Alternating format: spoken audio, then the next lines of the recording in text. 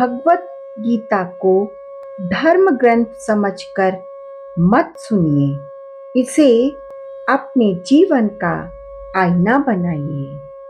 भगवत गीता अध्याय 2 भाग 4 कर्मण्यवाधिकारस्ते का सरल अर्थ।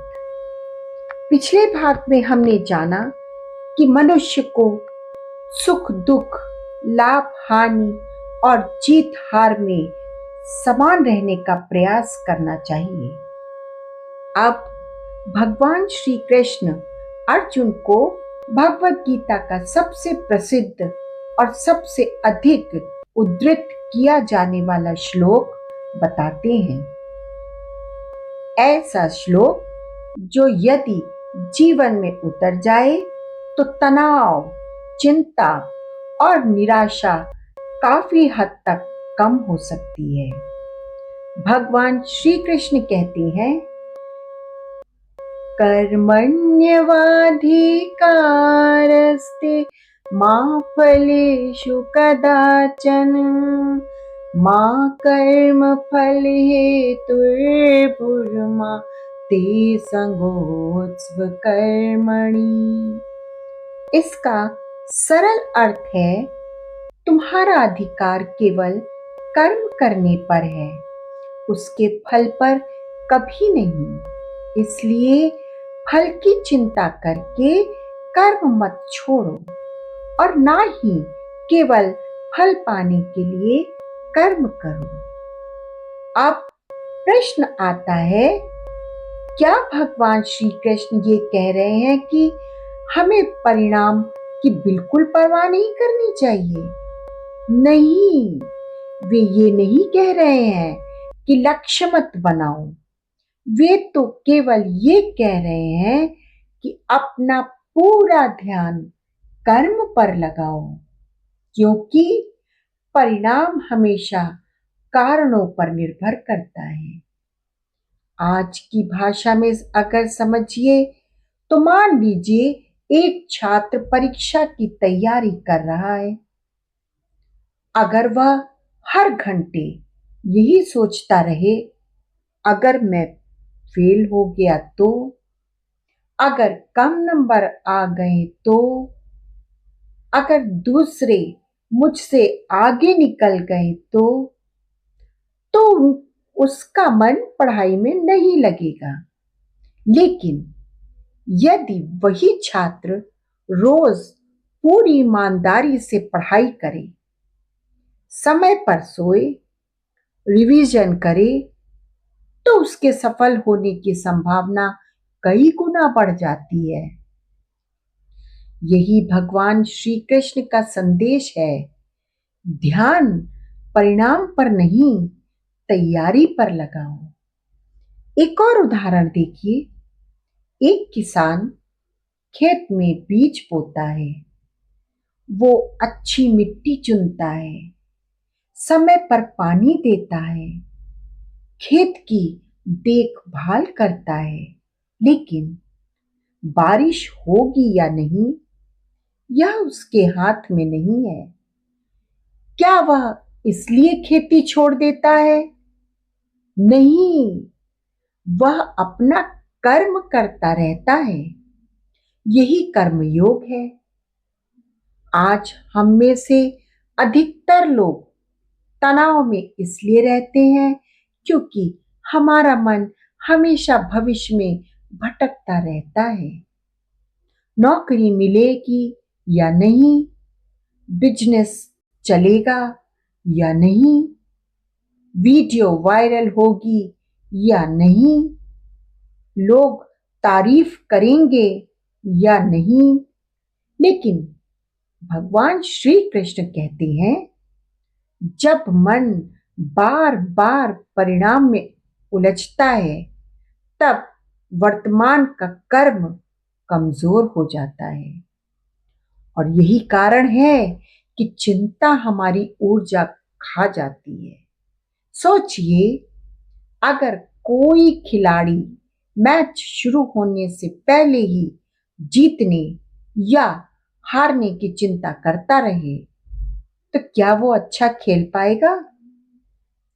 शायद नहीं, लेकिन जो खिलाड़ी पूरे मन से खेलता है वो जीतने की संभावना बढ़ा देता है।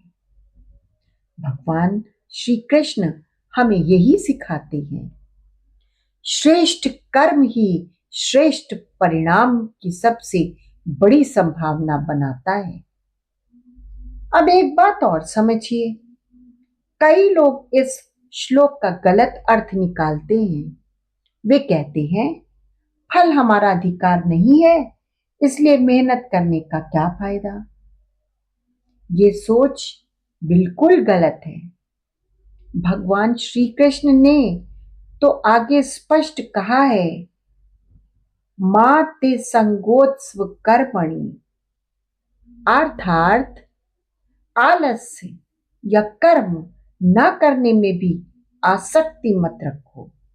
यानी काम से भागना गीता का संदेश नहीं है, बल्कि पूरे मन, पूरी निष्ठा और पूरी ईमानदारी से अपना कर्तव्य निभाना ही गीता का मार्ग है।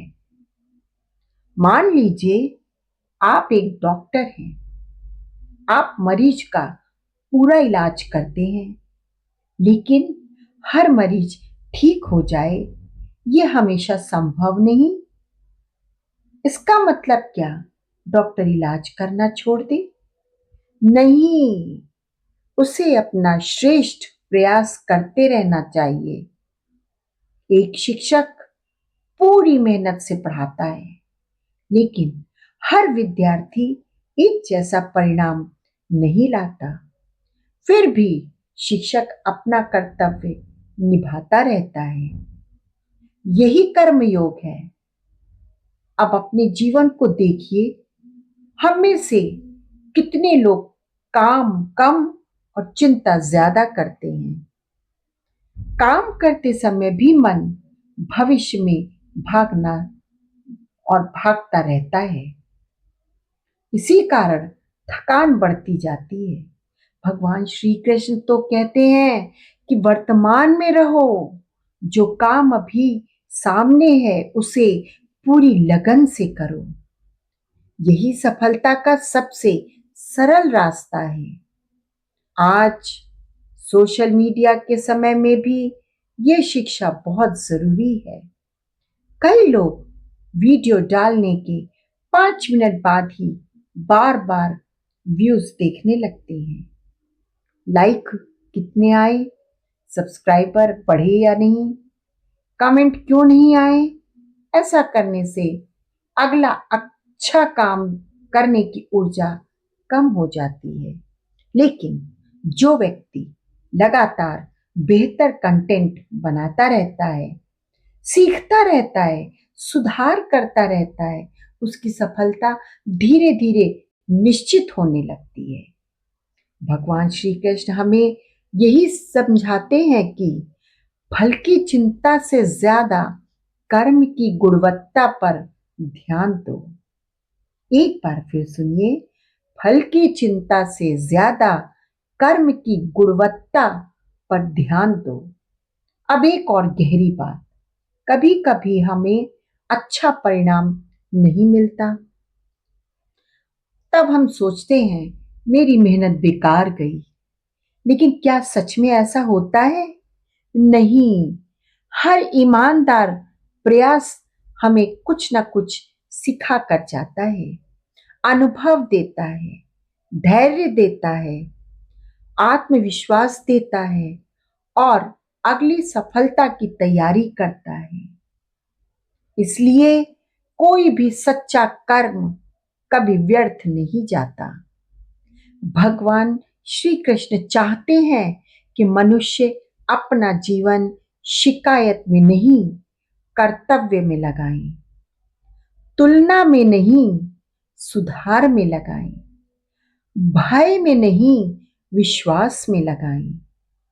जब हम केवल अपना श्रेष्ठ कर्म करते हैं तो मन शांत रहता है, नींद अच्छी आती है, तनाव कम होता है और आत्मविश्वास बढ़ता है।